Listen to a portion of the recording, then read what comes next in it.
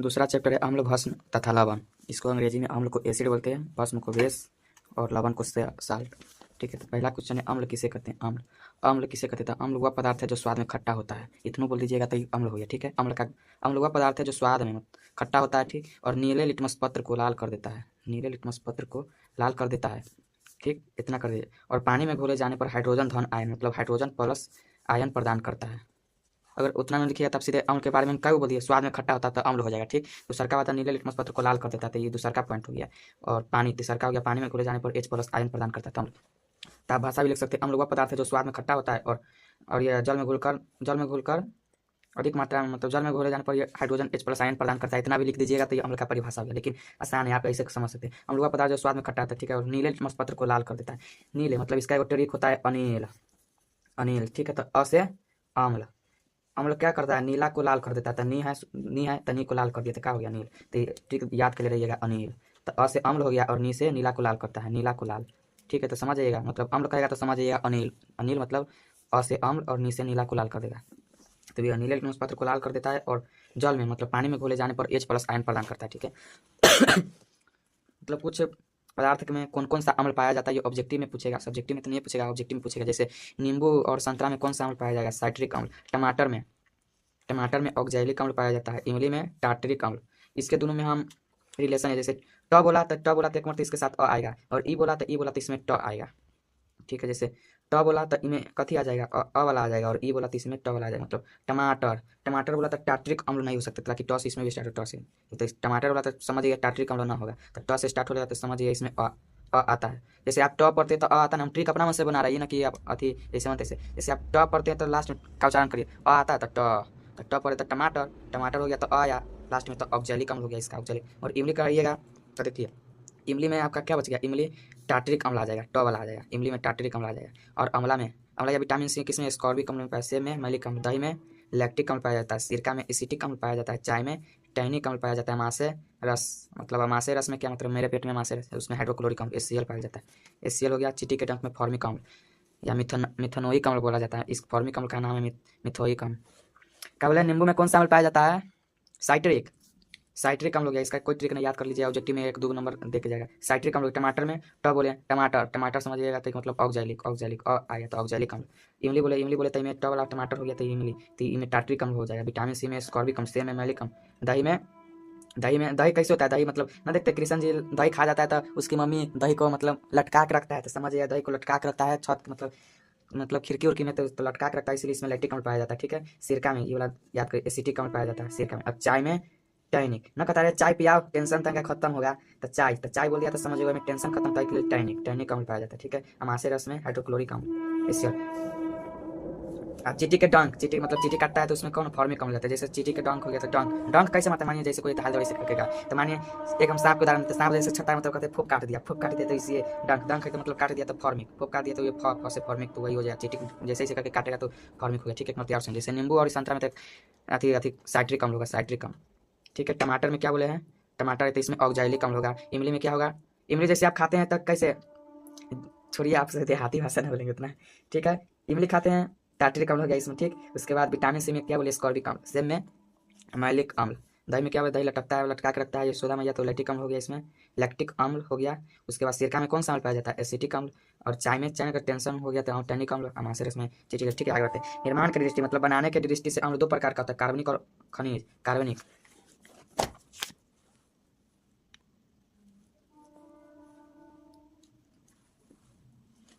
कार्बनिक अम्ल पौधे मतलब पेड़ पौधे और जंतु मतलब जानवर सब है ना, जीव जंतु जानवर से प्राप्त होने वाले अम्ल को कार्बनिक अम्ल कहते हैं। ठीक है, जैसे पेड़ पौधा से कौन अम्ल, जैसे इमली से आपका टार्टरिक अम्ल मिल रहा था, अनेकारी हो गया।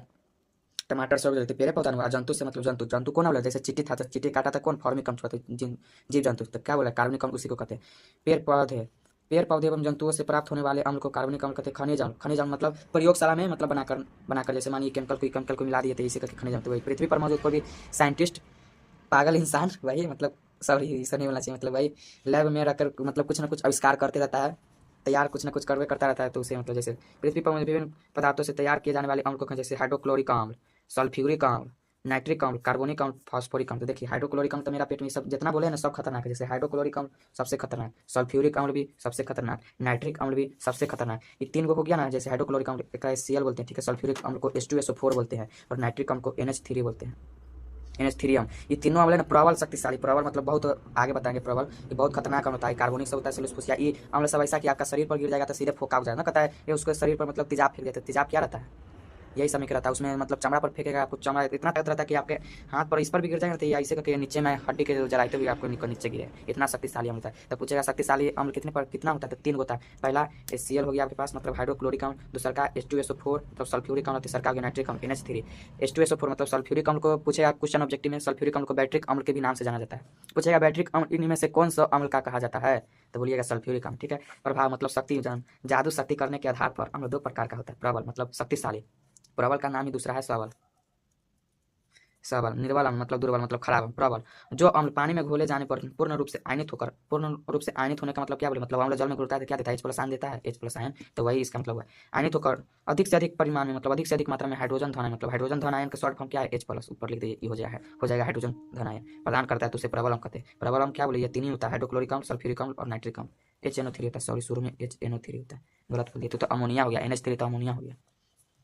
निर्बल अम्ल जो अम्ल पानी में घोले जाने पर ना मतलब कम मात्रा में हाइड्रोजन धन आयन प्रदान करता है, उसे निर्बल अम्ल कहते हैं। एक मतलब फिर से परिभाषा समझिए। प्रबल अम्ल जो अम्ल को पानी में घोले जाने पर अधिक मात्रा में, अधिक से अधिक मात्रा में H+ आयन देगा ना, प्रदान करेगा, मतलब पानी में ऐसे छोड़ेगा तो हो गया प्रबल अम्ल। प्रबल अम्ल तीन होता है बता दी, ठीक है। निर्बल जो हमको पानी में घोले कम रूप से H+ आयन प्रदान करता है, मतलब छोड़ता है उसमें H+ कम रूप में, तो निर्बल अम्ल हो गया, ठीक है। इतना हो गया आपका अम्ल वाला। और कथी हो गया, पानी के मात्रा के मतलब अब पानी के मात्रा के आधार पर अम्ल 2 प्रकार का होता है, तनु और सांद्रम। तनु जिसमें पानी, तनु का मतलब क्या हो गया, तनु का मतलब हो गया अधिक, जिसमें पानी की मात्रा अधिक होगा वो तनु अम्ल कहलाएगा। क्या होगा, जिस अम्ल में पानी की मात्रा अधिक होती है उसे तनु अम्ल कहते हैं, ठीक है। सांद्रम जिसमें पानी तो को 9 के बराबर होगा, 9 के बराबर मतलब मानिए न ये होगा तो उसको सांद्रम कहेंगे। तो जिस अम्ल में पानी की मात्रा बहुत कम या बिल्कुल ही होती ही नहीं है तो उसे सांद्र अम्ल कहते हैं। अब तनु अम्ल से ना ज्यादा खतरनाक कौन अम्ल होता है, सांद्र अम्ल। सांद्र अम्ल बहुत शक्तिशाली होता है। ये इसी के अंतर्गत कौन आता है, HCl आता है, मतलब हाइड्रोक्लोरिक अम्ल आता है, H2SO4, सल्फ्यूरिक अम्ल आता है, नाइट्रिक अम्ल HNO3 आता है, यही नहीं कहते, हाँ HNO3 आता है, HNO3 आता है, यही 3 बात है, ठीक है। देखिए ये वाला क्वेश्चन 2 नंबर में पूछेगा, कहेगा सांद्र अम्ल को तनु बनाने के लिए अम्ल में पानी न मिलाकर पानी में थोड़ा थोड़ा कर अम्ल मिलाया जाता है कि, मतलब क्वेश्चन यही पूछेगा सांद्र अम्ल को तनु कैसे बनाया जाता है।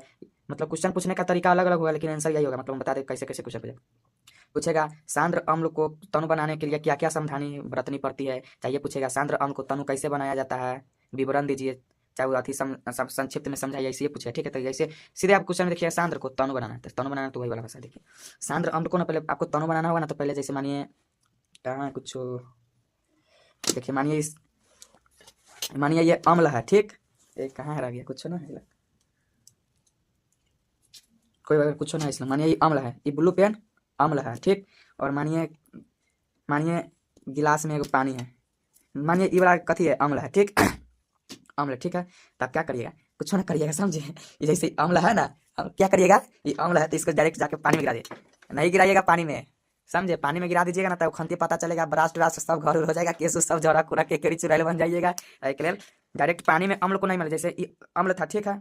ये क्या था, अम्ल माने थे, जाई पानी था और ये ब्लैक वाला ये कथी था, अम्ल था। तो पानी में डायरेक्ट ये अम्ल को इसे नहीं मिला दीजिएगा, तो पता चलेगा इतना कस के उस मतलब इतना ज़्यादा स्पीड में उस रिएक्शन होगा, इतना उसमें पैदा होगा, इतना हीट पैदा होगा कि उस इतना ना एक ब्रास्टे हो जाएगा। तो इसलिए कहता है, मतलब शॉर्ट में बोलिए, मतलब सांद्र अम्ल को तनु बनाने के लिए ना पानी में ना, मतलब अम्ल में, मतलब डायरेक्ट पानी में नहीं गिरा दीजिएगा अम्ल को, ठीक है।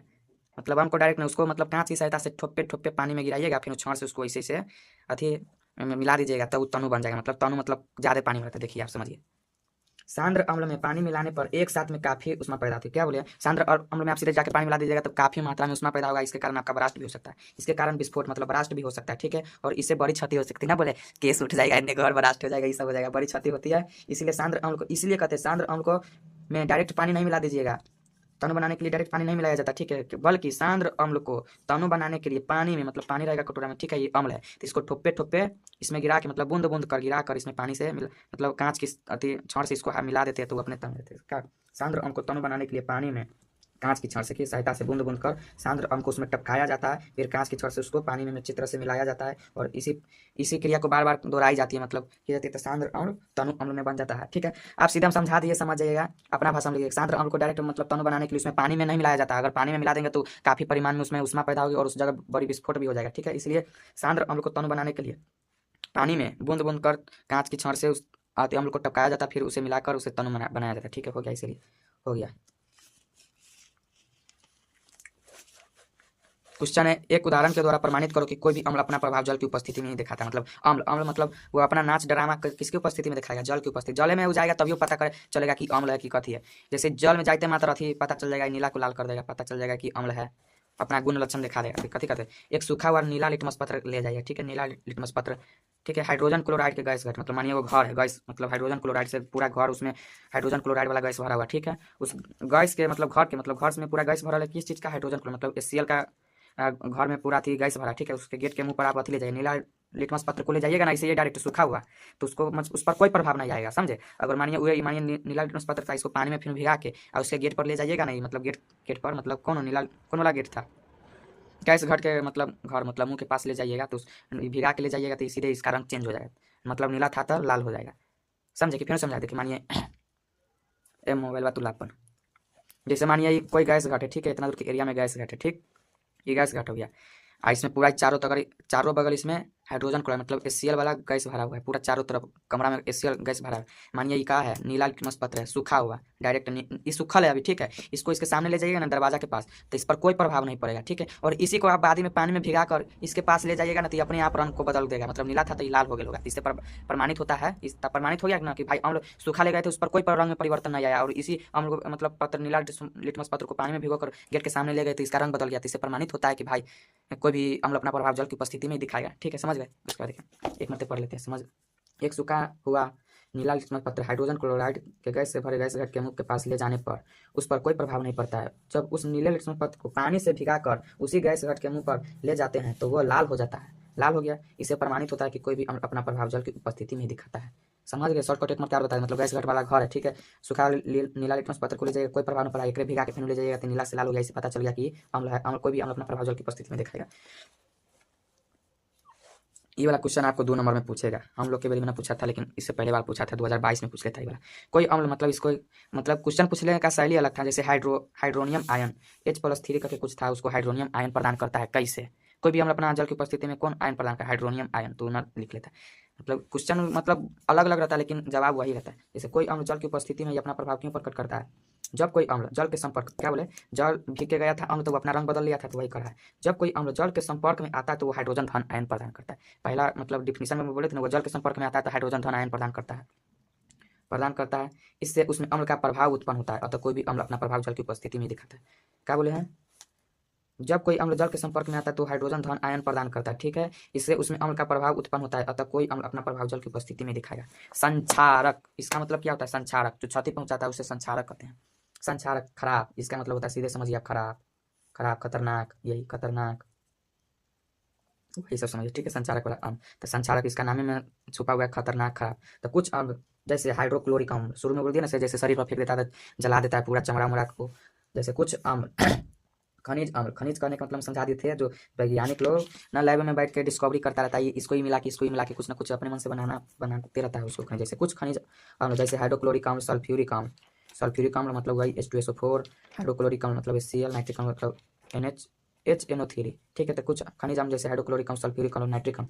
सांद्र अवस्था बता दिए थे, सांद्र अवस्था कैसे, पानी में डायरेक्ट न मिला दीजिएगा। सांद्र मतलब ज्यादा क्षारीय, मतलब ज्यादा में पानी की मात्रा नहीं होगा, तंकोन होगा, न के बराबर होगा, तो सांद्र अवस्था में बहुत ही खतरनाक होता है। ठीक है, इसके संपर्क में आने पर हमारे शरीर की त्वचा मतलब चमड़ा और मांस को भी जला देता है, वे कपड़े तक को भी जला देता है, नहीं छोड़ता है। आप कपड़ा पर भेजिए तो कपड़ा को भी जला देता है, और अन्य चीजों को भी वो जलाकर नष्ट कर देता है, इसलिए इन अम्लों का संक्षारक अम्ल कहा जाता है। ठीक है,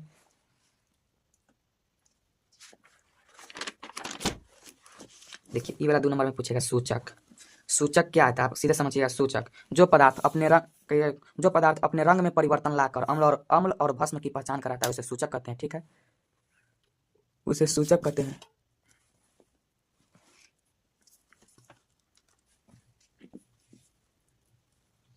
क्या बोले? सूचक जो पदार्थ अपने रंग में परिवर्तन लाकर अम्ल और भस्म की पहचान कराता है उसे सूचक कहते हैं। जैसे मानिए, मैं समझाते तरीका, जैसे गिरगिट एगो देखिए, गिरगिट जैसे मतलब खेती उती में रहता है, बड़का पूंछी वाला रहता है, उसका मुंह ड्रैगन टाइप का लगता है, बड़का देखते हैं जहाँ पर रहेगा जिस कलर का मतलब जहाँ पर रहेगा वो अपन रंग बदल, जैसे हरियर वाला रंग मतलब पेड़ पर मानिए घिरा उड़ा मतलब लटका उटका हरियर चीज सब, तो उसमें रहेगा तो उसका रंग देखिएगा हरियर। अगर इधर घर पर आ जाएगा तो वो अपन रंग बदल लेगा, तो हल्का पीला कलर पर कर लेता है, तो रंग बदलते रहता है। तो वही हो गया सूचक। सूचक क्या हो गया? वह पदार्थ अपने रंग में परिवर्तन लाकर, मतलब रंग में परिवर्तन मतलब रंग को बदल बदल कर अम्ल और भस्म की पहचान कराता है, तो उसे सूचक कहते हैं। सूचक कैसे ये वाला ऑब्जेक्टिव में पूछेगा, ये इतना बात है ना, ऑब्जेक्टिव हम पढ़ के एक मरते बता देते हैं। लिटमस पत्र, हल्दी, चुकंदर, लाल गोभी के पत्ता इत्यादि प्राकृतिक सूचक है, क्योंकि कुछ ये पौधे से, कुछ पेड़ पौधे से प्राप्त होते हैं। जैसे हल्दी, हल्दी हल्दी पीले रंग का होता है, ठीक है, पीला रंग का होता है, और ये अम्लीय माध्यम में मतलब हल्दी का अपना रंग तो पीला होता है, ठीक है, ये अम्लीय माध्यम में क्या हो जाता है? अम्लीय माध्यम में तो पीला ही रहता है, ये अम्लीय माध्यम में पीला ही रहता है, लेकिन जब भस्म में मतलब क्षारीय माध्यम जाता है तो वो क्या हो जाता है? लाल हो जाता है।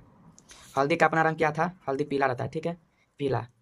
ये अम्लीय माध्यम में भी पीला ही रहेगा, और ये जब क्षारीय माध्यम में, क्षारीय मतलब एक प्रकार का मानिए ना भस्म, भस्म में जाएगा ना तो इसका रंग कैसा हो जाएगा? लाल हो जाएगा, लाल। तो वही लाल। चुकंदर, चुकंदर का रंग कैसा होता है? लाल बैंगनी रंग का रहता है, ठीक है, और ये अम्लीय माध्यम में लाल बैंगनी वही कलर का रहता है, ये अम्लीय माध्यम में वही कलर का रहता है, और क्षारीय माध्यम में खाली बदल जाता है, क्या हो जाता है? पीला, पीला हो जाता है। ल- लाल गोभी के पत्ते का अर्क, पत्ते का अर्क मतलब कहने का मतलब जैसे पत्ता रहता है तो पत्ता का मतलब हरा वाला भाग रहता है ना, उसमें डंडी रहता है, तो उसी को पीस के उसी को अर्क कहा जाता है। मतलब अर्क पत्ता के में एगो अथी लाइन सब ने पढ़ाया रहता है, इसे वही वाला अर्क। तो कहाँ चल गया? लाल गोभी के पत्ते का अर्क लाल बैंगनी रंग का रहता है, वही लाल बैंगनी रंग का ही होता है, ये अम्लीय माध्यम में वही रंग का रहता है, और क्षारीय माध्यम में हरा हो जाता है। तो देखिए इसका ट्रिक तो हम अपना मन से भी चाहें तो बना सकते हैं, बताते हैं। देखिए लिटमस पत्र तो आप जानते करते हैं अम्लीय माध्यम में क्या हो जाता है? अम्लीय माध्यम में क्या, जैसे अम्लीय बोलिए तो क्या हो गया? लिटमस पत्र को लाल कर देता है, तो अम्लीय माध्यम में लाल हो जाएगा।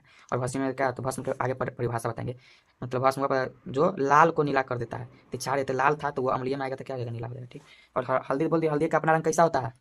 पीला होता है, ये अम्लीय माध्यम में वही रहेगा, पीला ही रहेगा, और क्षारीय माध्यम में जाएगा तो लाल हो जाएगा, ठीक। इसी प्रकार आपका चुकंदर का रंग कैसा होता है? लाल बैंगनी रहता है, वो अम्लीय माध्यम में लाल बैंगनी ही रहेगा, और अति में जाएगा, क्षारीय माध्यम में जाएगा तो पीला हो जाएगा, ठीक है, पीला हो जाएगा।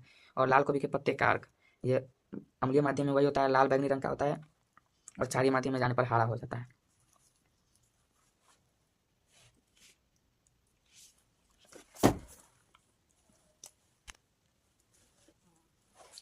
ऑल्फैक्टरी सूचक, वो नहीं पूछे। ऑल्फैक्टरी सूचक क्या होता है? देखिए जैसे सूचक हम बताए थे, सूचक वो पदार्थ जो अपने रंग में परिवर्तन लाकर अम्ल और भस्म की पहचान कराता है, उसे सूचक कहते थे, ठीक। ऑल्फैक्टरी सूचक क्या हो गया?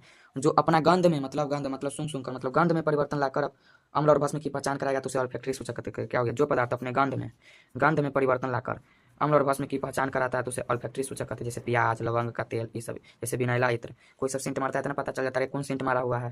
ये प्याज, प्याज जैसे काटते हुए तो चारों बगल सुगंध चल जाता है, ये प्याज कौन काटते हैं? क्या हो गया? ये सब अपना थी गंध, कोई भी आदमी गंध सूंघ को बता देता है मतलब गंध सूंघ के, तो इसीलिए इसको कहा जाता है क्या चीज़? ऑल्फैक्टरी सूचक। जो पदार्थ अपने गंध में परिवर्तन लाकर अम्ल और भस्म की पहचान कराता है, उसे ऑल्फैक्टरी सूचक कहते हैं। इस तो 2 नंबरी में ना पूछेगा, लेकिन ऑब्जेक्टिव में पूछेगा ऑल्फैक्टरी सूचक क्या है, तो बता दिए प्याज, प्याज, लवंग का तेल, विनैला। देखिए भस्म, जैसे अम्ल बताए थे, वह जो पदार्थ स्वाद में खट्टा होता था और नीले लिटमस पत्र को लाल कर देता था, जल में घोले जाने पर सॉरी, अम्ल वह पदार्थ था जो स्वाद में खट्टा था और नीले लिटमस पत्र को लाल कर देता था, और जल में घोलते थे तो H+ आयन प्रदान कर। भस्म में क्या है? ये वह पदार्थ है जो स्वाद, ये क्या हो गया? हाँ, भस्म हुआ पदार्थ है जो स्वाद में कड़वा या कसैला मतलब कड़वा होता है, ठीक है, और ये लाल को नीला करेगा। अम्ल क्या करता था? नीला को लाल करता था, और ये भस्म लाल को नीला करता है, ठीक है, तथा जल में घोले जाने पर OH- देता था, और अम्ल क्या देता था? H+ देता था, और भस्म देखिए OH- दे रहा है। इसको हिंदी में पढ़ते हाइड्रोक्साइड ऋण आयन प्रदान करता है। ये प्रायः धातु और अच्छा छोड़िए, इतना तक आप करिए तो भस्म कहलाता है। भस्म का परिभाषा क्या है? भस्म वह पदार्थ है जो स्वाद में कड़वा और कसैला होता है, और लाल लिटमस पत्र को नीला कर देता है, और जल में घोले जाने पर हाइड्रोक्साइड ऋण आयन प्रदान करता है, अम्ल कहलाता है। हो गया। देखिए इसी में आ गया नया वर्ड आ गया आपके पास, क्षार।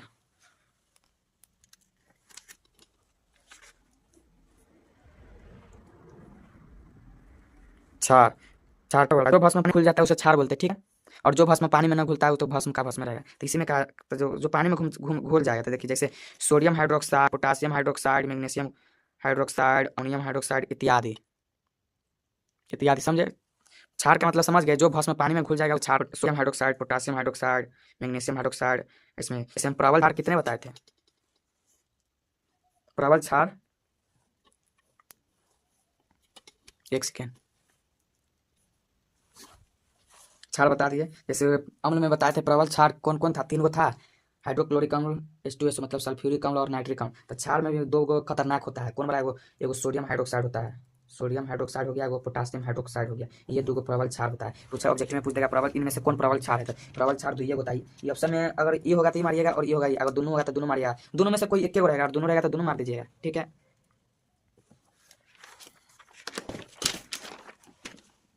देखिए प्रबल क्षार, जो क्षार पानी में घोले जाने पर मतलब पूरा पूरा आयनित होकर अधिक से अधिक मात्रा में OH माइनस आयन प्रदान करता है, मतलब छोड़ता है, तो उसे ही प्रबल क्षार कहते हैं। जैसे पोटासियम हाइड्रोक्साइड मतलब ये, और सोडियम हाइड्रोक्साइड क्या बोले दो होता है, निर्बल मतलब कमजोर।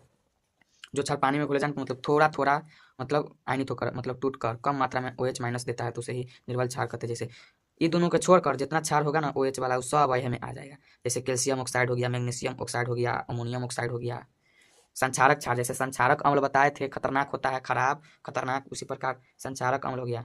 जो क्षार हमारे शरीर का त्वचा को जला देता है अथवा हानि पहुंचाता है, उसे संक्षारक क्षार कहते हैं। कौन दो है, दुइये को है करे, सोडियम हाइड्रोक्साइड और पोटासियम हाइड्रोक्साइड, ठीक है। इतना ही करिए, उतना। देखिए ये वाला आपको 5 नंबर में पूछ सकता है, 5 नंबर में लॉन्ग क्वेश्चन में पूछ सकता है। केमिस्ट्री में कहेगा अम्ल के प्रमुख गुणों का उल्लेख करें, या ऐसे क्वेश्चन पूछेगा अम्ल और भस्म के प्रमुख गुणों का उल्लेख करें। ये हो गया दूसरा का, ऐसे पूछेगा। सीधा कहेगा प्रमुखता आप रासायनिक मतलब अति क्या बोलते हैं, सीधे अति भौतिक आधार पर भी आप लिख सकते थे, और रासायनिक अति। अगर इसी में कहेगा सीधे अम्ल और भस्म के प्रमुख रासायनिक आधारों पर उसका अति विवरण दीजिए, मतलब अंतर बताए, तो रासायनिक पड़ेगा तो ये वाला दे दीजिए, ये सब होगा, ये सब होगा। तो सीधे कहेगा अम्ल का, आप कुछ लिख दीजिए। अम्ल के बारे में आप क्या क्या जानते हैं, अम्ल होता है इसे स्वाद में खट्टा होता है, ठीक है। इसका pH मान क्या होता है, 7 से कम होता है। और नीले लिटमस पत्र को क्या कर देता है, लाल, न बताए थे अनिल। समझ, मतलब अम्ल, नी मतलब नीला, और नीला क्या कर देता है, लाल कर देता है। तो नीले लिटमस पत्र को लाल कर देता है। और यह बिजली का सुचालक होता है, मतलब बिजली का सुचालक कहने का मतलब इससे मतलब अगर है तो पास हो जाएगा, चलते हैं इससे। आप मतलब हॉकी में तार लगता है उससे नहीं, अगर इस बिजली भी इससे प्रभावित हो सकता है, चल सकता है। लाइन आ सकता पानी में घुले जाने मतलब यार भौतिक वाला, ठीक है। इतना हाइड्रोक्साइड अधिक क्रिया से होते हैं, वे अम्ल की प्रतिक्रिया कर अपना लव। जो धातु हाइड्रोजन से मतलब हाइड्रोजन से धातु ज्यादा अधिक क्रिया से होगा ना, वो धातु हाइड्रोजन से अधिक एसिड ये भी से ज्यादा ताकतवर है, इसलिए हाइड्रोजन को मार पिला दिया और किसी के साथ चिपक जाएगा, पड़ जाएगा। इस प्रकार चेन भाई का आगे पिला दिया, ये हो गया। तो आधार से कहिएगा अम्ल प्रायः धातु के साथ प्रतिक्रिया नहीं करते हैं। अम्ल से अम्ल प्रायः मतलब अधिकांश पूरा ना, मतलब कोई के साथ कर लेता है, इसलिए इसमें प्रायः शब्द जोड़ दिया। मतलब अम्ल प्रायः धातु के साथ अधातु के साथ प्रतिक्रिया नहीं करता, ठीक। धातुओं के साथ भले अधातु के साथ न करता है, धातु के साथ करता है। देखिए अम्ल अधातुओं के कार्बोनेट के साथ प्रतिक्रिया करने पर क्या बनाया, तो देखिए अम्ल जब धातुओं के कार्बोनेट मतलब हो गया CO, वो थ्री वाला पावर आया नीचे, 3 वाला, ठीक है। तो देखिए अगर धातुओं के कार्बोनेट के साथ प्रतिक्रिया करेगा ना, तो आप सीधे समझिए जल बनाएगा, लवण बनाएगा और CO2 गैस बनाएगा, 3 वो चीज़। मतलब सीधे आप कार्बोनेट और बाइकार्बोनेट रहेगा ना, तब सीधे समझिएगा जब अम्ल धातुओं के कार्बोनेट या बाइकार्बोनेट के साथ प्रतिक्रिया करेगा तो जल बनाएगा, लवण बनाएगा और CO2 गैस रिलीज करेगा। तो देखिए 5 पॉइंट पूरा गया, 1 2 5 लिखना ही रहता है रासायनिक क्रिया वाला। तो देखिए एगो ई वाला बता दिए, एगो ई वाला बता दिए, रासायनिक वाला एगो ई वाला बता दिए, एगो ई वाला। तो आप अति कर लीजिए धातुओं के साथ। तो हम क्या बोले पहले, धातु के कार्बोनेट के साथ, कार्बोनेट मतलब पावर 3 नीचे रहेगा, ठीक है। अगर अम्ल धातुओं के कार्बोनेट के साथ प्रतिक्रिया करेगा ना, तो क्या बोले थे, जल बनाएगा, लवण बनाएगा और कार्बन डाइऑक्साइड गैस बनाएगा। तो देखिए धातु के कार्बोनेट के साथ अम्ल जब प्रतिक्रिया करता है तो लवण और जल और कार्बन डाइऑक्साइड गैस बनाता है। जैसे CO3 कार्बोनेट हो गया, मतलब धातु के कार्बोनेट, तो कथी हो गया धातु इसमें क्या है, कैल्शियम है, ठीक है। कार्बोनेट CO3 का मतलब होता है कार्बोनेट। तो कैल्शियम कार्बोनेट जब अम्ल के साथ प्रतिक्रिया करेगा, तो अम्ल के यहाँ पर क्या हो गया, H2SO4 अम्ल हो गया, इसके साथ प्रतिक्रिया करेगा तो क्या बोले, हम क्या बोले शुरू में, लवण बनाएगा और जल बनाएगा और कार्बोनेट। तो लवण क्या होगा, जैसे CaSO4 आ जाएगा, CaSO4, ताकि हाइड्रोजन से अधिक क्रियाशील कौन है, कैल्शियम है, तो CaSO4 हो गया, ठीक। और Ca उसके बाद जल बनाएगा, तो जल हो गया H2O आप प्लस CO2 गैस बनाएगा, कार्बन डाइऑक्साइड। तो इतना लिख दीजिएगा, एगो रिएक्शन आप खाली याद कर लीजिए ना, हो जाएगा। उसके बाद धातुओं के बाइकार्बोनेट के साथ हम बता दिए, सेम इसी में, जैसे इसमें बाइकार्बोनेट के साथ भी प्रतिक्रिया करेगा तो वही बनाएगा, लवण बनाएगा, जल बनाएगा और CO2 गैस बनाएगा, इसलिए बाइकार्बोनेट, इसका मतलब होता है बाइकार्बोनेट। ये अम्ल हो गया, अम्ल प्रतिक्रिया करेगा तो क्या हो गया, ये NH चलाएगा Cl के साथ, तो NaCl आ गया, ये लवण हो गया, ठीक है। और कार्बन डाइऑक्साइड गैस बनाएगा तो CO2 तो रहबे करेगा और H2O आ जाएगा, ठीक। ये सब हो गया। मानिए आपके पास इस समय याद करिए, तो सीधे आप या सबसे आसानी वाला लिख लीजिए, अम्ल जब अम्ल भस्म के साथ प्रतिक्रिया करेगा तो लवण और जल बनाएगा। जब किसी अम्ल भस्म के साथ प्रतिक्रिया करता है तो लवण और जल बनाता है। तो ये हो गया, क्या हो गया, भस्म हो गया, ये भस्म हो गया, और ये क्या हो गया, अम्ल हो गया। दोनों प्रतिक्रिया करेगा तो लवण, तो NaCl क्या हो गया, लवण बन गया, जल बन गया, ठीक है। तो हम बता देते हैं। देखिए एगो आप परीक्षा में लिख दीजिएगा, अम्ल का गुण कहेगा रासायनिक तरीके से करने के लिए, तो आप एगो लिख दीजिएगा अम्ल और भस्म की प्रतिक्रिया, ठीक है। उसके बाद हो गया धातुओं के कार्बोनेट और बाइकार्बोनेट के साथ प्रतिक्रिया, तो 3 गो हो गया, ठीक। उसके बाद हो गया आपके पास अधातुओं के साथ प्रतिक्रिया नहीं करता है, 4 गो लिख दीजिए, हो गया। उसके बाद हो गया 4 गो भी लिख दीजिए, बहुत है। भस्म भौतिक गुण कहेगा तो आप चारों ओर, जैसे भौतिक गुण में क्या हो गया, इस स्वाद में भस्म कसैला होता है, लाल को लिटमस को नीला कर देता है, और जल में घुले जाने पर OH माइनस देता है, मतलब हाइड्रोक्साइड रीनाइन प्रदान करता है, और इसका जलीय घोल बिजली का सुचालक होता है, इससे भी बिजली की धारा प्रवाहित हो जाती है, और इसका पीएच मान 7 से अधिक होता था। अम्ल का क्या होता था, 7 से कम होता था, और इसका पीएच मान 7 से ज्यादा होता है। ये तो भौतिक गुण हो गया। अब ऐसे कहेगा 25 नंबरी में भस्म का मतलब भस्म के रासायनिक गुणों का उल्लेख करो। तो रासायनिक गुण कौन हो गया, धातुओं के साथ प्रतिक्रिया, ठीक है। भस्म में तो पहले तो अम्ल के साथ प्रतिक्रिया तो करवे करेगा, तो भस्म वाला लिख दीजिएगा। एगो भस्म जब किसी अम्ल के साथ प्रतिक्रिया करेगा तो वही बनाएगा, लवण बनाएगा, जल बनाएगा, ठीक है। एगो हो गया। और धातु के साथ प्रतिक्रिया तो सीधे आप लिख दीजिएगा अधिकांश धातु के साथ ही प्रतिक्रिया नहीं करता है, ठीक है। जैसे अम्ल था ना, अम्ल क्या था, अधातु के साथ प्रतिक्रिया नहीं करता था, उसी प्रकार भस्म है ना, धातु के साथ प्राय अभिक्रिया नहीं करता है। प्राय आप लिख दीजिएगा, प्राय लिखिएगा तभी देगा आपको नंबर। अब प्राय ना लिखिएगा तो गलत है कि कोई कोई धातु के साथ वो प्रतिक्रिया करवे करता है। जैसे देखिएगा Zn+2NO तो क्या बनाया, सोडियम जिंकेट बनाता है और H2 बनाएगा, तो उतना आपको क्या लिखना है, शॉर्ट फॉर्म में लिखिए, कहानी खत्म करिए, ठीक है। पहला 2 हो गया। जब भस्म अम्ल के साथ प्रतिक्रिया करेगा तो लवण और जल बनाएगा, पहला हो गया। और धातु के साथ अधिकांश प्रक्रिया नहीं करता, 2 हो गया। उसके बाद अधातुओं के ऑक्साइड के साथ प्रतिक्रिया करेगा तो क्या बनाएगा, अधातु के ऑक्साइड के साथ प्रतिक्रिया करेगा तो ये बनाएगा अम्लीय। देखिए अधातु के ऑक्साइड तो अम्लीय होता है, तो अम्ल के साथ प्रतिक्रिया करेगा तो क्या बनाएगा, तो लवणे बनाएगा और जले बनाएगा। हालांकि अधातु के ऑक्साइड जैसे मानिए CO2, ये तो कार्बन क्या हो गया, अधातु है, ऑक्साइड क्या होगा, मतलब कार्बन अगर अधातु है, अधातु के ऑक्साइड अम्लीय होते हैं, तो अम्ल क्या होता है, अम्लीय होता है, तो अम्ल प्रतिक्रिया भस्म से करता है तो क्या बनता है, जल और लवण बनता है, तो अम्ल हो गया तो क्या हो गया, लवण और जल बन गया, ठीक है। जैसे मानिए कैल्शियम ऑक्साइड प्लस CO2, जब तक क्या लवण हो गया और जल बनाएगा। पीएच मापदंड, ये वाला एग्जाम में आपसे पूछेगा पीएच मापदंड। पीएच हम लोग के शायद यही आया था बोर्ड में। पीएच मापदंड वह पैमाना है जो किसी अम्ल की अम्लीयता और किसी क्षार की क्षारीयता की जानकारी देता है। मतलब जैसे मानिए एगो पीएच मापदंड कितना अपना सबके स्केल होता है, तो उस पर 1 सेंटीमीटर, 2 सेंटीमीटर, 3 सेंटीमीटर, उसी प्रकार वो पीएच मापदंड है, ठीक है। वैसे करके रहता है। और मानिए उसमें कुछ संकेत लिखा रहता है, अम्ल कितना तक है, 7 मतलब 0 से लेकर 14 तक के रहता है, बीच में 7 रहता है, मतलब कांटा, ठीक है। 7 पर रहेगा तो उदासीन, आगे बताते हैं। ऐसे रहेगा, इससे में पता चलेगा यहाँ पर 7 है पीछे, इधर आएगा तो अम्ल का जानकारी देगा, और 7 से ऊपर जाएगा तो भस्म की जानकारी देगा। तो वही हो गया पीएच मापदंड है, मतलब एगो पैमाना है किसी भी चीज, अम्ल और भस्म को नापने का एक तरीका है, ठीक है, ठेठी में समझिए। पीएच मापदंड वह पैमाना है जो किसी अम्ल की अम्लीयता और किसी क्षार की क्षारीयता की जानकारी देता है, ठीक है। किसी घोल का पीएच मान -log plus H plus ion होता है, 11th में पढ़िएगा, मैट्रिक में नहीं है। देखिए अम्ल का पीएच मान तो हम बोल दिए थे 7 से कम होता है, और उदासीन घोल का पीएच मान 7 के बराबर होता है, और क्षार का पीएच मान 7 से अधिक होता है। हम क्या बोले, जैसे मानिए बीचों बीच में आप 7 है, ठीक है। पीएच मान कहाँ से कहाँ तक होता है, 0 से लेकर 14 तक के होता है। अब क्वेश्चन भी पूछ सकता है पीएच मान में कुल कितने अंक कहाँ से कहाँ तक होता है, तो 0 से लेकर 14 तक के, ठीक है। तो बीच में क्या हो गया, 7 को रखिएगा, ठीक। 7 से ये 0 हो गया, ये 7 14 हो गया, आई बीच में 7 हो गया, तो 7 से 0 की तरफ नहीं आएगा तो अम्लीय गुण हो जाएगा, और 7 पर रहेगा तो उदासीन होगा, कोई ना अम्ल होगा ना भस्म होगा, सीधा उदासीन होगा, ठीक है। उसके बाद इस 7 से ऊपर जाएगा तो भस्म हो जाएगा, तो वही हो गया।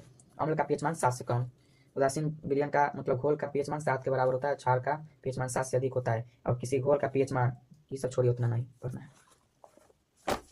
ये वाला क्वेश्चन पढ़िए, पीएच मान से अम्ल की अम्लीयता और क्षार की क्षारीयता कैसे मापी जाती है ना, बोले ऐसे आइएगा तो अम्ल के पता चलता है, नहीं रहता कैसे पता चलता है। देखिए किसी घोल का पीएच मान 7 से जैसे जैसे कमेगा ना, मानिए 7 है, ठीक। इसके बाद 6 5 4 3 2 1 0, देखिए तो 7 से जैसे जैसे घटेगा ना, तो उसका अम्ल मतलब खट्टापन, अम्लीयता मतलब ज्यादा खट्टा, उसका खट्टा और बढ़ते जाएगा, ठीक है, मतलब खट्टापन बढ़ते जाएगा। जैसे मानिए इस 7 से तो कम हो गया, मानिए एगो 6 पर आ गया, एगो 5 पर आ गया, तो 6 और 5 में सबसे ज्यादा खट्टा कौन होगा, 5 वाला होगा। 5 मतलब 5 वाला, इसका मतलब हो गया सबसे ज्यादा खतरनाक है भी, समझे, तो वही हो गया। देखिए मतलब किसी घोल का पीएच मान 7 से जैसे जैसे जैसे मतलब जैसे जैसे कम होता है, मतलब घटते जाता है, 5 7 के बाद 6 5 4 3 2 1, मानिए 0 पर आ गया, चाहे 1 पर आ गया, वैसे वैसे अम्ल की अम्लता बढ़ती है। जैसे मानिए 2 और 5 बोले तो 2 और 5, 2 और 3 में सबसे ज्यादा खतरनाक कौन हो गया, 2 हो गया। तो जैसे देखिए 5 पीएच मान वाले घोल से 4 पीएच मान वाला घोल की अम्लता सबसे अधिक होती है। इसी प्रकार 7 से अधिक वाला हो गया तो क्षार हो जाएगा, ठीक है। और 7 से जैसे जैसे बढ़ेगा उतना और क्षारीय होगा। जैसे 8 और 9 वाला में सबसे ज्यादा क्षारीय कौन होगा, 9 वाला शक्तिशाली ज्यादा होगा।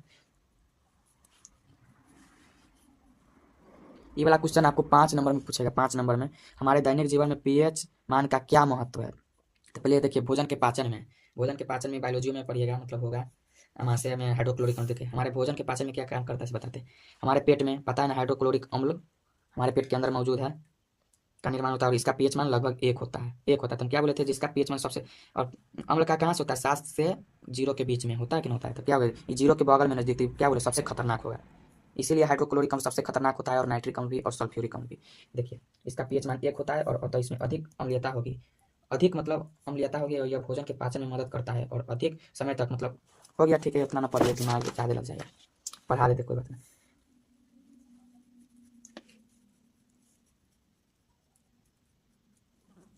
शुरू अति कर और अधिक समय पर आपका पेट मतलब मानिए भोजन नहीं कर ले रही है दिन में, मानिए आप 10-12 बजे 3 बजे ले भूख के अगर नहीं कर ले रही है खाना, तो आपके एक का बैग आपके मन में अति आएगा, जलन टाइप, पेट में जलन टाइप का और दर्द होने लगेगा, ठीक है। और उसमें अम्ल का निर्माण अधिक हो जाता है, इसके कारण आपका कंठ पर का बैग पानी टाइप का आएगा और कंठ जला के चल जाता है ना, जाए छो ना कंठ भूखे रही तो अधिक समय क्या हो चिंताग्रस्त, इसका निर्माण अधिक होता है। और ज़्यादा आप चिंता में रहिए वो करिएगा, जैसे मानिए काम कर रहे हैं चिंता में डोल रहे हैं, इनके बारे में सोच रहे हैं, बारे में चिंता, खाना नहीं खाए हुए, तो आपको ज़्यादा अम्ल का निर्माण होगा, ठीक है।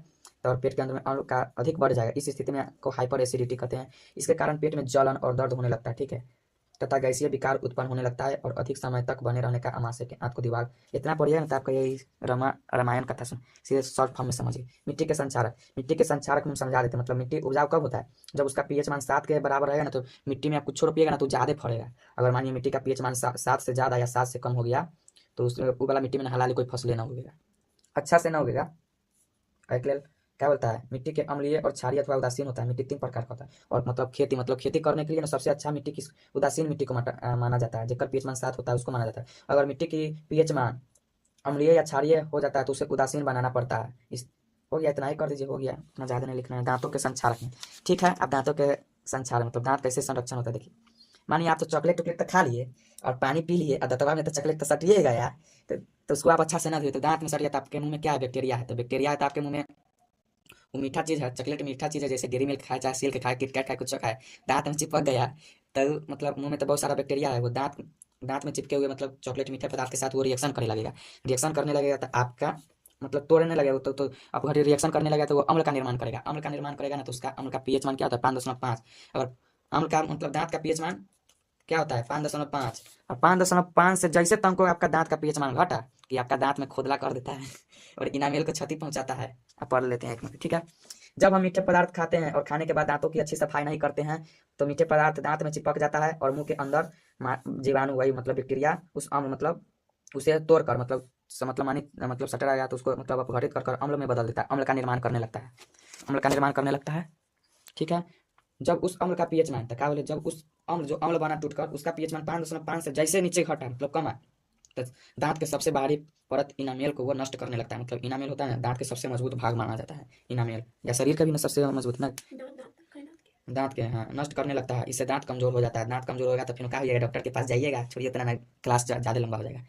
कमजोर होने लगता है और दांत में छेद हो जाता है और इससे दांत में दर्द होने लगता है और उस अम्ल की अम्लता को समाप्त करने के लिए डॉक्टर के पास जाइएगा तक सेंसोडाइन सॉरी प्रचार नहीं करेंगे किसी भी टूथपेस्ट का, आपको कहेगा अच्छा टूथपेस्ट से इस्तेमाल करके आप दांत को धोइए, इससे आपकी मतलब क्षारीयता पदार्थ, टूथपेस्ट में क्या रहता है क्षार रहता है और अम्ल ना निकला था, और क्षार और अम्ल प्रतिक्रिया करेगा तो अम्ल का उदासीन ना बना देगा, उदासीन बना देगा तो उसका प्रभाव नष्ट कर देगा, हो गया। और धातुओं के बर्तनों में सफाई में भी पीएच का बहुत बड़ा योगदान है। देखिए जैसे मानिए वैसे तो हम बताते पितरिया बर्तन सब हो गया, फूला बर्तन सब हो गया, ठीक है।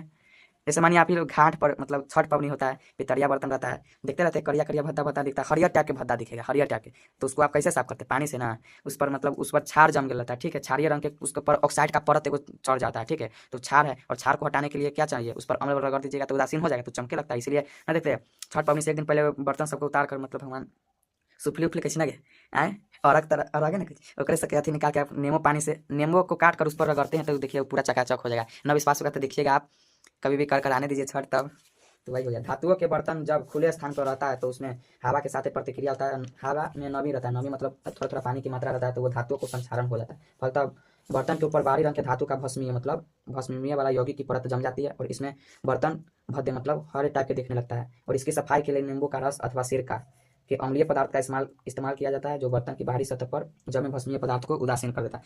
मतलब क्षारीय पदार्थ का अति परत जम गया था, ठीक है, तो इसको हटाने के लिए हमको किसको लाना पड़ेगा, अम्ल को लाना पड़ेगा, तो अम्ल इस पर आएगा तो दोनों हट के उदासीन हो जाएगा, चलेगा। उसी प्रकार अम्ल था तो अम्ल को हटाने के लिए किसको लाए थे, भस्म को लाए थे, तो भस्म को लाए थे दोनों रिएक्शन करके खत्म हो गया, उदासीन हो गया, तो उसी प्रकार एगो में भस्म आएगा एगो में अम्ल आएगा। और शरीर के मांसपेशियों में अम्ल का निर्माण, ये भी बायोलॉजी में भी होगा आपका शायद दूसरा का चैप्टर, लैक्टिक अम्ल का निर्माण ज़्यादा हो जाता है इसमें। जब कोई मनुष्य कठोर परिश्रम मतलब मानिए सोचते ना हम बिहार पुलिस निकालेंगे, कोई भी दौड़ कैसे से आज एक बैग मानिए आप कोई भी गेम खेल लेते हैं चल फिर वाला जा रहे, चाहे कोई भी भारी सामान आप उठाते हैं, बहुत एक दिन आप बहुत काम कर लेते हैं तो उस जगह आपको दर्द करने लगता है। दर्द काहे करता है ये बात पूछे कहियो, दर्द इसलिए करता है उस लगे आपका ना लैक्टिक अम्ल का निर्माण हो जाता है, मांसपेशियों में आपका बहुत क्रैम्प आ जाता है, मतलब दर्द करने लगेगा और उस समय लैक्टिक अम्ल का निर्माण होता है। काहे होता है? क्योंकि उस समय मानिए आपके शरीर से, मतलब हम लोग के शरीर से नॉर्मल ऑक्सीजन लेते हैं, ठीक है, काम करते हैं, और उसी जगह बार बार आप काम करिए, उस पर ज़्यादा जोर पड़ेगा तो आपके उस लंग ऑक्सीजन की आपको ज़्यादा जरूरत है, मतलब उस अंग को आपको ऑक्सीजन बहुत ज़्यादा मिलना चाहिए, और उतना ज़्यादा तो मिलता नहीं है, इसीलिए वहाँ पर लैक्टिक अम्ल का निर्माण हो जाता है। तो देखिए समझिए, जब कोई मनुष्य कठोर परिश्रम, वही कोई दौड़ उड़ करता है, चाहे कोई भारी भरकम सामान उठाता है, कठोर परिश्रम करता है, तो उसके शरीर में अधिक ऊर्जा प्राप्त करने के लिए ऑक्सीश्वसन के साथ साथ अनॉक्सीश्वसन भी होती है, और अनॉक्सीश्वसन के फलस्वरूप लैक्टिक अम्ल का निर्माण। उतना ना बोलिए, बोलिएगा हमसे बोले से। जब कोई आदमी कठोर परिश्रम, मतलब कोई भारी भरकम काम या अचानक कोई काम करता है, तो उसके शरीर में अनॉक्सीश्वसन होता है, और अनॉक्सीश्वसन में क्या होता है? ऑक्सीजन उसमें लंग नहीं पहुंच पाता, इसलिए वहाँ पर लैक्टिक अम्ल का निर्माण अधिक मात्रा में होने लगता है। इसके कारण शरीर में क्रैम्प आ जाता है।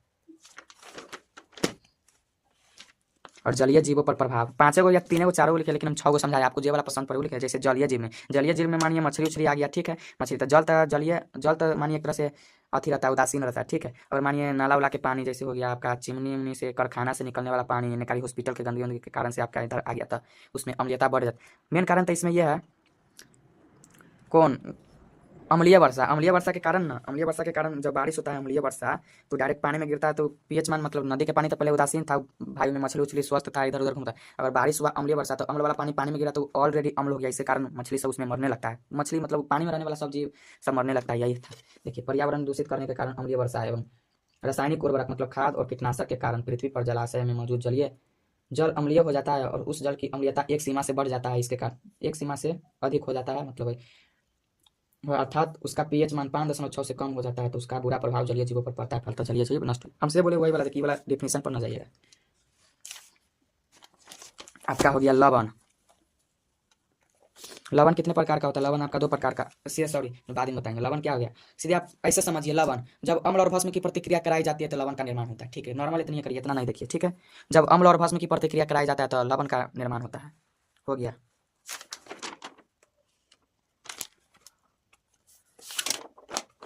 ये सब आपको 5 नंबरी समय पूछेगा, जैसे कास्टिक सोडा कैसे बनता है, ध्वंस सोडा कैसे बनता है।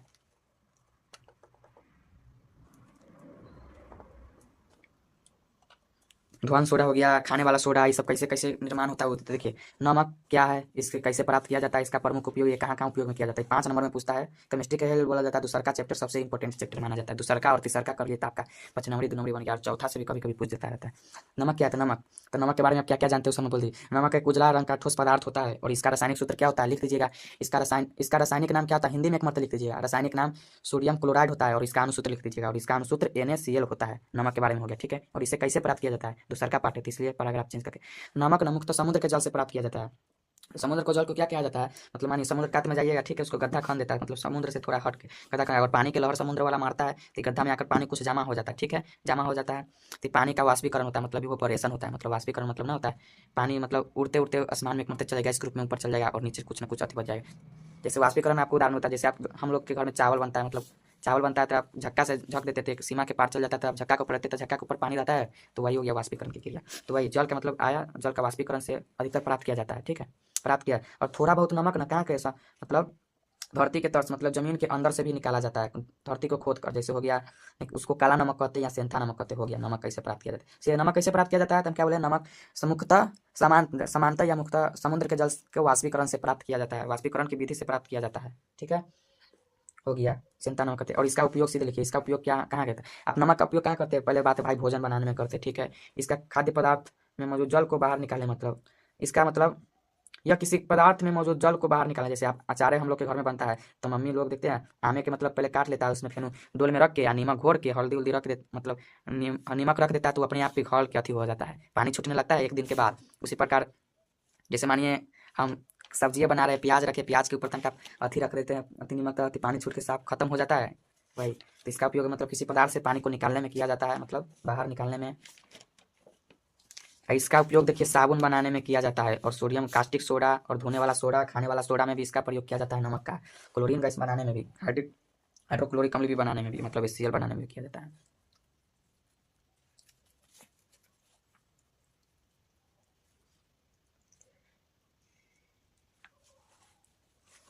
कास्टिक सोडा, देखिए कास्टिक सोडा को पहले आप ऐसे करिए NaOH, ठीक है। कास्टिक सोडा क्या है, तो कास्टिक सोडा मतलब ये भी उजला रंग का होता है, देखिएगा कास्टिक सोडा उजले रंग का एक ठोस पदार्थ होता है, और ठोस पदार्थ होता है NaOH देखने से क्या पता चला, ये एक प्रबल क्षार है, तो लिख दीजिएगा जो एक प्रबल क्षार है और इसका रासायनिक नाम क्या हो गया NaOH है, तो मतलब सोडियम हाइड्रोक्साइड, और इसका लास्ट में लिख दिया इसका अनुसूत्र NaOH है। पहले रासायनिक नाम लिख दीजिएगा हिंदी में, उसी हिंदी का शॉर्ट फॉर्म क्या बोले थे समीकरण में, शॉर्ट फॉर्म वाला नाम लिख दीजिए तो वो हो गया अनुसूत्र हो गया। ठीक है, ये तो हो गया कास्टिक सोडा क्या।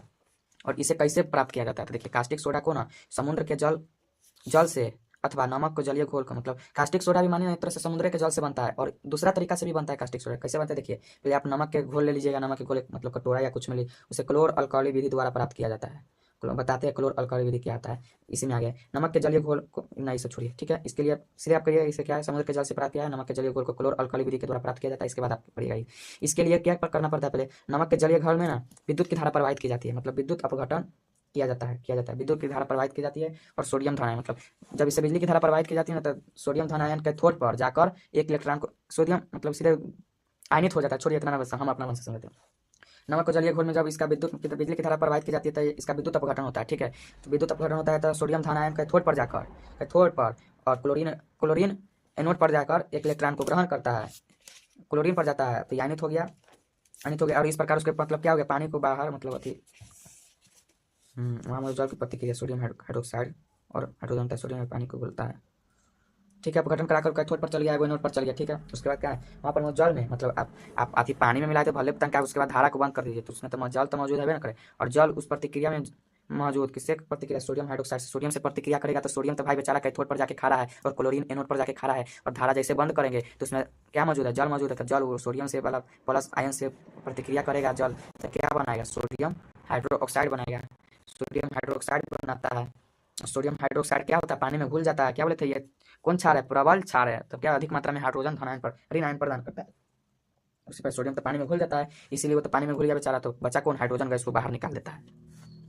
जैसे देखिए हम शॉर्ट में इसका शॉर्टकट तरीका था, देखिए जैसे NaCl था, इसमें बिजली की धारा प्रवाहित की थे, Na प्लस मतलब कैथोड पर, और क्लोरीन एनोड पर जाकर खड़ा हो गया, ये कैथोड पर जाकर एक इलेक्ट्रॉन को क्या किया, त्याग दिया, छोड़ दिया, और ये एक इलेक्ट्रॉन ले लिया। ठीक है, उसके बाद क्या हो गया, उसी को दिखा रही, छोड़िए अभी आप लोग को हो गया। इस प्रकार आपको कास्टिक सोडा प्राप्त हो गया। ठीक, उसका करेगा उपयोग, कास्टिक सोडा का उपयोग क्या मतलब, पहले तो आप कहिएगा साबुन और अपमार्जक बनाने में, इसका उपयोग कागज बनाने में, मतलब कॉपी जैसी सब इसका उपयोग कागजें बनाने में किया जाता है। और ये प्रबल क्षार होने के लिए इसका उपयोग ना प्रयोगशाला में ना प्रतिकारक के रूप में किया जाता है। प्रतिकारक हम पहला चैप्टर में बताए थे, जो पदार्थ रासायनिक प्रक्रिया में भाग लेता है उसे प्रतिकारक कहते हैं। तो मतलब अधिक शक्तिशाली क्षार होने के कारण इसका ना प्रयोगशाला में हुए साइंटिस्ट सब कुछ न कुछ आविष्कार करता है ना, तो एक प्रतिकारक के रूप में इसको लेते हैं कास्टिक सोडा को। ठीक है, कास्टिक सोडा हम कैसे बोले, कास्टिक सोडा क्या है, एक ठोस उजले रंग का एक ठोस पदार्थ होता है। ठीक है, उसके बाद आप बोल दीजिए जो एक प्रबल क्षार है NaOH होता है, और इसका रासायनिक नाम क्या है, सोडियम हाइड्रोक्साइड होता है, और इसका अनुसूत्र NaOH होता है। ठीक है, इसको कैसे निकाला जाता है, इसे मतलब समुद्र के जल से अथवा समुद्र के जल के अलावा किसी और दूसरा विधि से, जैसे इसे क्लोर अल्कली विधि के द्वारा भी निकाला जाता है।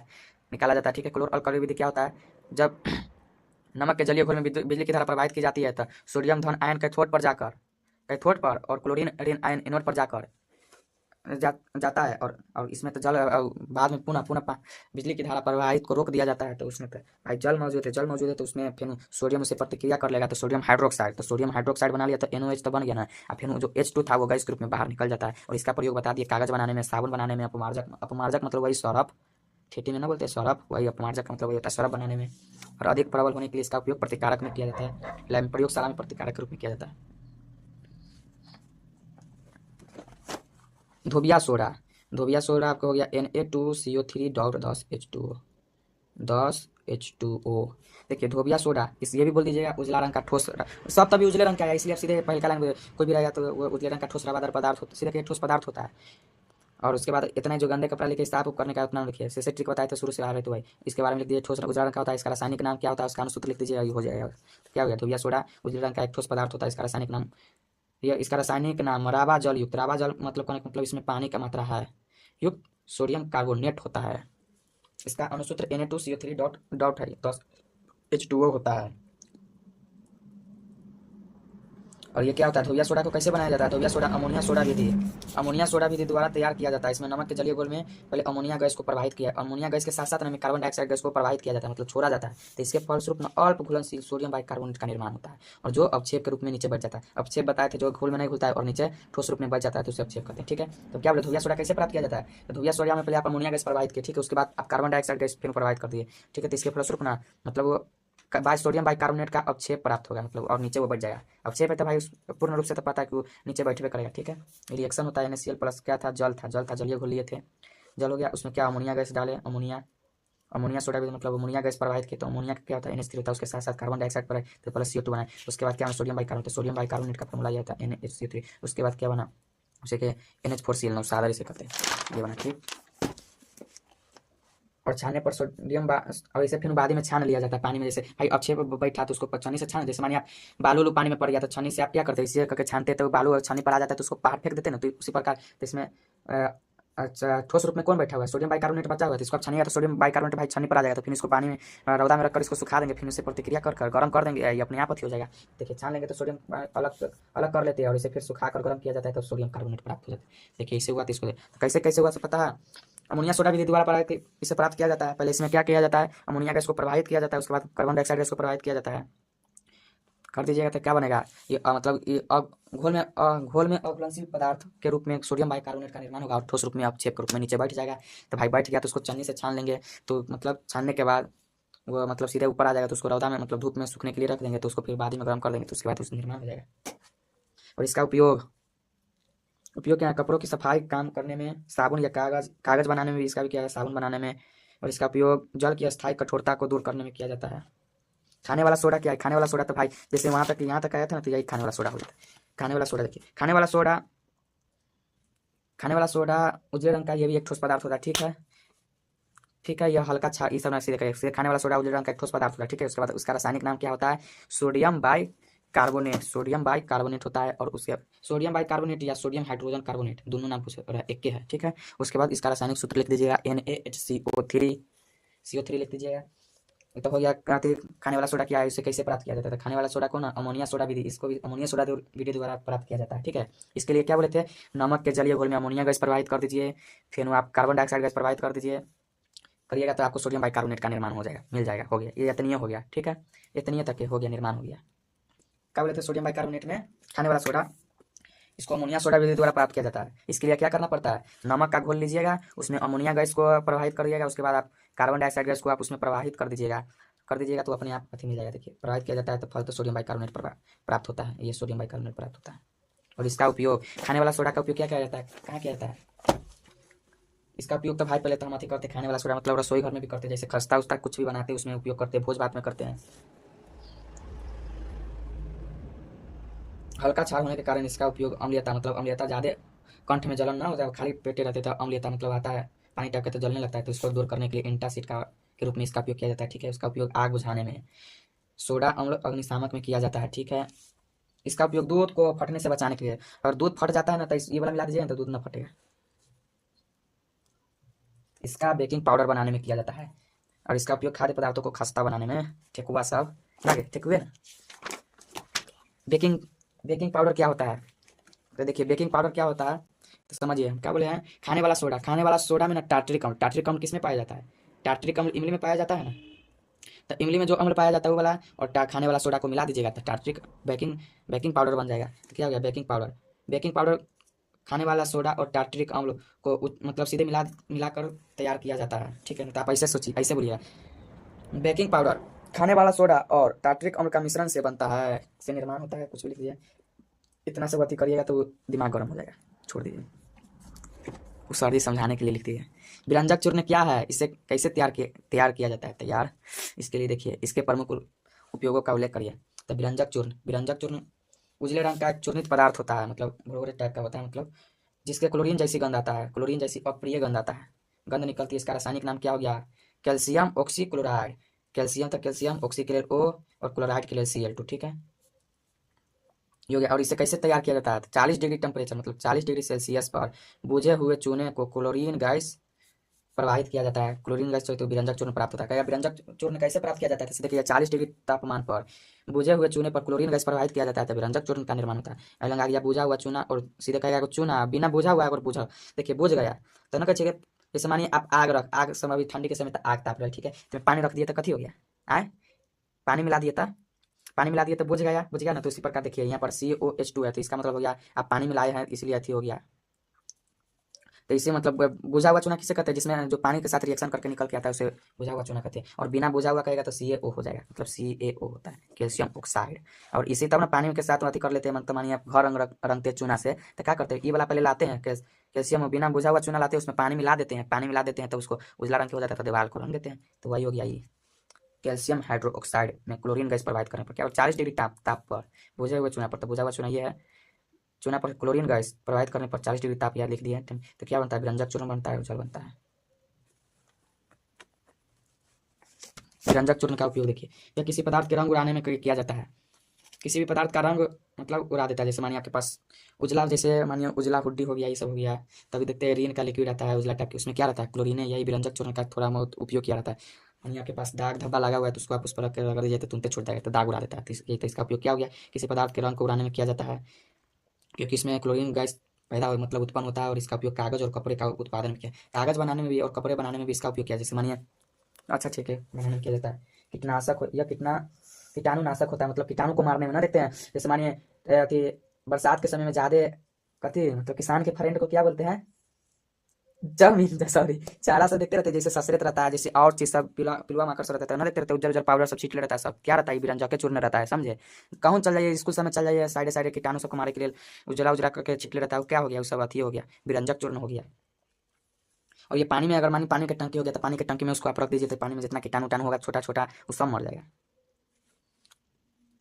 और इसका उपयोग क्लोरीन और क्लोरोफॉर्म बनाने में किया जाता है। क्लोरीन तो समझ करते भाई Cl, और क्लोरोफॉर्म यहाँ पर नया वर्ड है। इसका मतलब देखिए क्लोरोफॉर्म में कैसा है ना, ये क्लोरोफॉर्म है ना कि आपको मतलब ऐसा रहेगा ना, आपको मतलब मानिए रुमाल में रखे रहेगा, ऐसे आपके नाक के सामने झाड़ देगा, मतलब 30 सेकंड के अंदर में आप बेहोश हो जाइएगा, 30 सेकंड के अंदर में बेहोश हो। इसलिए आपको ये वाला दवाई सब हलाली ना नहीं मिलेगा, और आपको पास पता चल जाएगा, पुलिस को तो तुरंत गिरफ्तार करके ले जाएगा। इसलिए क्लोरोफॉर्म ऐसा है, ये आपके अगर नाक के मतलब सामने से आप थोड़ा भी इसको सूंघ लिए ना तब बेहोश, चाहे आपके ऐसे कोई ट्रेन समय देखते हैं कोई भी आदमी मतलब किडनैपर करने रहता है तो आता है सीधे ऐसे कर देता है, थोड़ा ही देर में बेहोश हो जाता है। तो क्या करता है, क्लोरोफॉर्म का उपयोग करता है वो लोग। Plaster of Paris, plaster of Paris हुए टंगड़ी मुड़ी टूटता है तो जाता है प्लास्टर करवावे, चाहे मूर्ति उर्ति बनता है तो उसमें पीओपी का, प्लास्टर ऑफ पेरिस को पीओपी भी कहा जाता है। पीओपी सुनार सबके यहाँ जाते हुए तो देखिए सोना बनाता रहता है, तो क्या करता है, पीओपी का उज्जर उज्जर करके तब में सोना से करके गाँठ करता है। उतना नहीं, हम उदाहरण बता रहे हैं। देखिए प्लास्टर ऑफ पेरिस क्या है, इसे कैसे तैयार किया जाता है, इसके प्रमुख उपयोगों का उल्लेख करो। तो प्लास्टर ऑफ पेरिस इसको लिख दिए शॉर्ट में POP, उजले रंग का एक चूर्ण, मतलब बुरबुरा टाइप के ठोस पदार्थ होता है, पाउडर लेखन, जो पानी के संपर्क में आकर पत्थर जैसा कठोर बन जाता है। जैसे उसमें पानी जैसे कैसे आटा रहता है तो सान लेते तो गीला जैसे, वैसे आप इसको पानी तंकवाएगा ना, तंका देर छोड़ दीजिएगा, सूख जाएगा तो पत्थर सीमेंट लेखन हो जाएगा, ठीक है, पत्थर जैसा कठोर हो जाएगा। और इसका रासायनिक नाम क्या होता है, कैल्शियम सल्फेट हेमीहाइड्रेट। और इसके बाद मतलब चैप्टर खत्म होगा तो हम कुछ सूत्र दे देंगे, मतलब समझ जाएगा ये सब, मतलब ना याद होगा, जैसे हो गया विरंजक चूर्ण का क्या फॉर्मूला उस सब का हम लिख देंगे, ठीक है।